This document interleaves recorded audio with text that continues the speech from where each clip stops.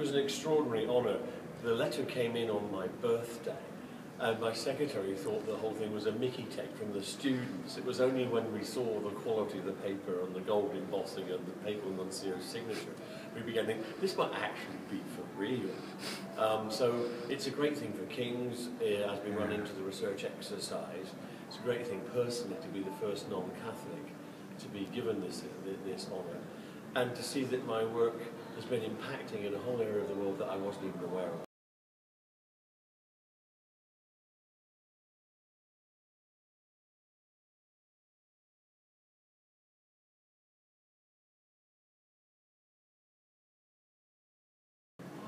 It's a lovely bit in the YouTube video when Monsignor Scotti says this with almost look of surprise on his face, but people outside the Catholic Church can love Jesus too.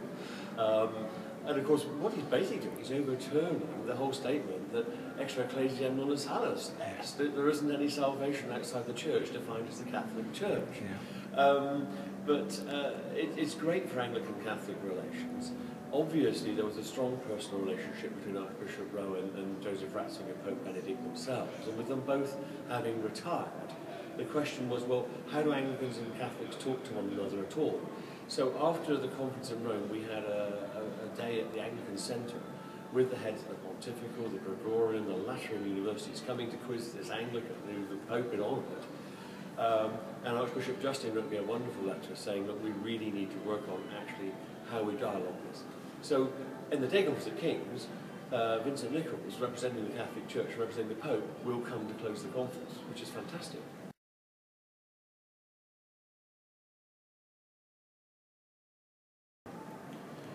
My work is predominantly to try to demonstrate the Gospels are about Jesus. Now this might be what Peter Cook called the art of the bleeding obvious, but actually most New Testament scholarship for the 20th century said they weren't, particularly Rudolf Bultmann and Reform critics. What I thought was extraordinary was when I started reading Ratzinger's work as a German, he was dialoguing with Bultmann and trying to resist the Bultmann approach that said they weren't about Jesus. And in the preface to his biography of Jesus by Pope Benedict, again, he's dialoguing with exactly the same things that I'm doing with Bultmann. So I think that's why the Ratzinger Foundation, which is looking for people's work, which is along the same lines as Pope Benedict Joseph Ratzinger, even though I challenge his biography in a number of ways, suddenly both of us were saying eerily similar things, that the Gospels are about Jesus, that Christology is the interpretive key. And when I read some of those statements at the front of Pope Benedict's biography, I thought, this is what I say all the time.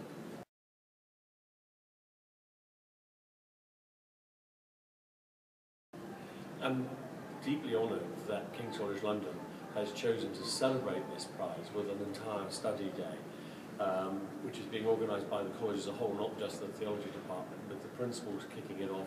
He came to Rome for the presentation himself and was there and wants to speak about that. And it's Friday, December the 13th, starting at 10:30 and going right the way through the day. And it'll be in 4 blocks. Block 1 will look particularly at my work on the Gospels and biography, with Andrew Lincoln and Steve Walton in dialogue. And then after coffee, block 2 looks at my wider work for Gospels 1 Jesus and my work in the Anglican Communion, with Paula Gooder and Francis Watson discussing that. And then after lunch, we're moving on to my work on New Testament ethics, imitating Jesus, with David Horrell from Exeter, particularly talking about me and Pauline ethics, and Professor Jan van der Wacht of Pretoria, looking at my exegesis of the Dutch Reformed Church's justification of apartheid is biblical. And then there's a round table where, if we have achieved the miracle of Burridge keeping quiet all day, I will finally be allowed to respond, and with a whole discussion of the work as a whole. And then the Archbishop of Westminster will wrap the whole day up, and then there's a drinks reception. So Friday, December 13, 10:30 till 5 in the chapel at King's College London on the main Strand site next to Somerset House. And where can people book? Booking is already open online. There's about 200 tickets for the day conference, but only about 50 tickets for the lunch with the speakers, so book early.